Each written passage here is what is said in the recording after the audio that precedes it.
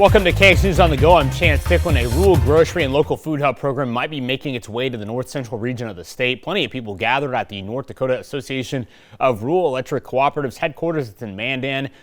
This week they discussed funding plans for this new pilot program. The goal for the local and grocery hub is to cut costs and make it easier for those who live in rural areas to travel to a grocery store, reducing traveling distances. Experts say the project will improve sales and profitability for rural grocery stores, expand market for our state's producers, and provide fresh, healthy foods for families while also building stronger communities. This is looking at, can you hub those local foods through a distribution system and make them more accessible by getting local foods sold in the grocery stores, through restaurants, through hospitals and nursing homes and school lunch programs. Now, if it's a success, there may be future expansion in our state and across the country.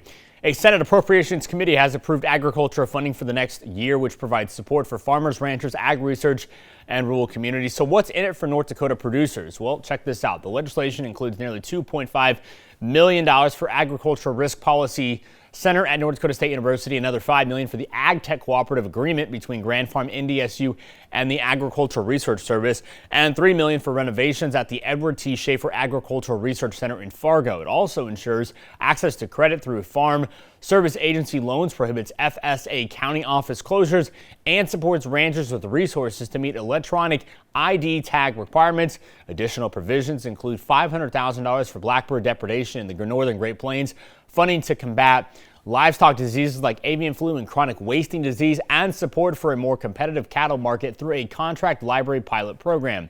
The next step is a full Senate floor vote. If approved, the bill will move to the House of Representatives, where lawmakers will consider their version. Any differences between the House and Senate bills will be resolved in a conference committee. Once both chambers pass the final version, it will be sent to the president for signature.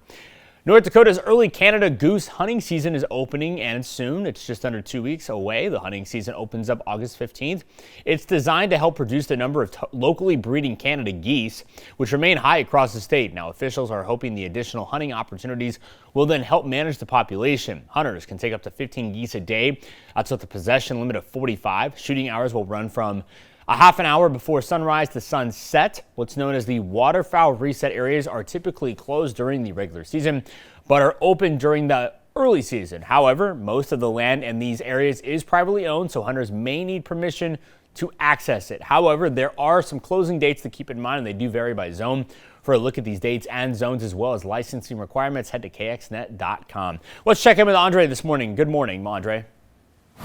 Well, good morning, Chance, and it's been quite a stormy scene here in the Dickinson area, and the rain just continues to fall at this time. Look at those storm clouds just looming there. It has just been quite an active morning, and we do have our visibility at 6 miles as a result. So if you're traveling, be careful because there could be some flooding. I'm about to show you that in just a second here. Meanwhile, here in Bismarck, it is a little bit on that foggy side with a visibility at 6 miles, and the temperature is at 68 degrees. Now let's head over into our current storm team radar right now, where we're continuing to watch this band of rain moving into potentially the capital city over the next 30 minutes or so. So this is something we're going to be watching very closely, but the main activity is going on in the western side of the state. Let's dive in a little deeper here, where we do have this flood advisory in effect for Stark County until 8:30 a.m. Mountain Daylight Time, and this includes Dickinson here, and this is where they have received 1 to 2 inches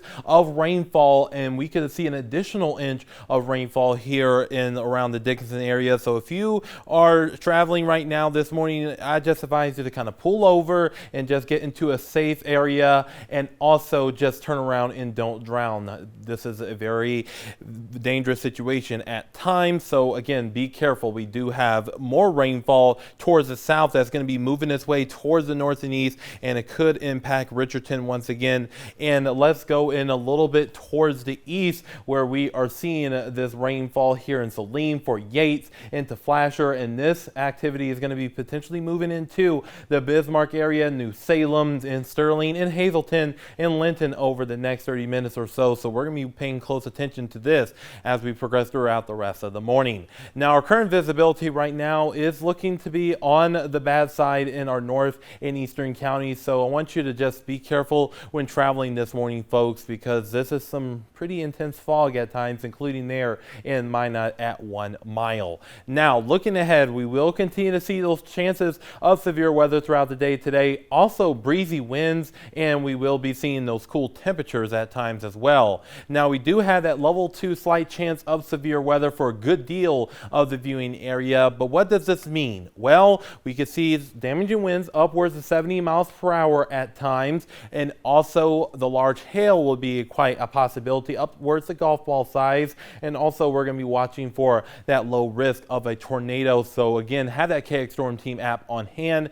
And looking at our precision cast, this is 7 o'clock this morning, and it's analyzing things pretty well this morning in the western side of the state with the rainfall we're currently seeing now. But by the time we get into 11 o'clock, this area of rainfall will be moving into the capital city and kind of intensifying a little bit because we have that southerly flow, allowing for more instability to be fed into this line. And we will continue to watch that move its way towards the north and east. And by 3 o'clock, we could see more development of some showers and thunderstorms. And again, that potential of severe weather is there. And we will continue to see that lasting into our 7 o'clock hour and then again into our 11 o'clock hour tonight. And we will be seeing conditions improve by the time we get into our Wednesday morning. So it's going to be such a beautiful day for our Wednesday. And our winds right now are quite breezy out of the south and east, about 5 to 15 miles per hour. And our gusts throughout the day today, we will be seeing those gusts upwards to around 20 to 30 miles per hour. So something to really watch out for. So we will be seeing quite